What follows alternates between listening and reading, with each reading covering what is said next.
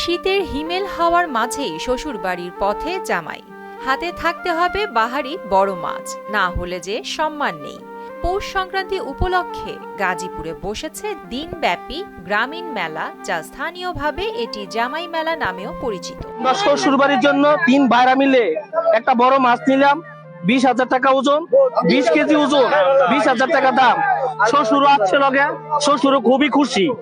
এটা জামাই মেলা, এই জায়গায় আইসি ঘুরতাম, কেন মাছ দেখতে আইসি, মাছ কিনতে আইসি।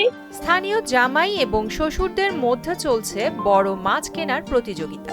মেলায় অংশ নিতে প্রতি বছর দেশের বিভিন্ন প্রান্ত থেকে হাজির হন মাছ বিক্রেতারা।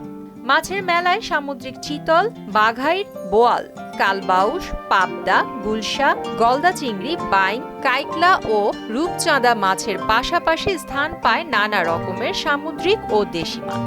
মাছ কিনে খুশি হন এলাকার জামাইরা। প্রতি বছরই মেলা হয়, বছরে একদিন।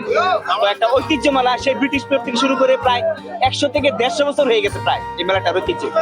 ক্রেতারাও আসছেন দূর দূরান্ত থেকে।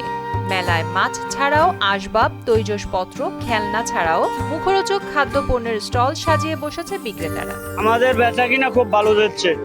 শিবপুর থেকে আসছি, 500 কেজি মাছ নিয়ে আসছি, মনে করেন 250 টাকা কেজি বিক্রি করতেছি, 250 কেজি বিক্রি হয়েছে আর 250 কেজি রয়েছে। মেলাকে কেন্দ্র করে পুরো এলাকায় বইছে ঈদের মতো উৎসবের আমেজ। আর আয়োজকরা বলছেন 250 বছরের এই ঐতিহ্য আগামীতেও ধরে রাখাই তাদের অঙ্গীকার।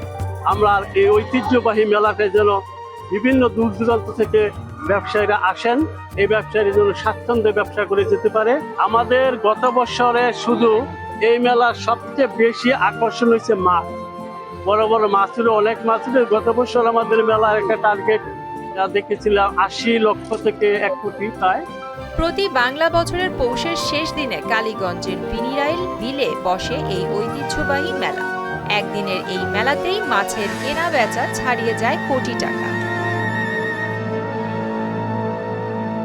প্রিয়াঙ্কা নিতু, মোহনা ডিজিটাল।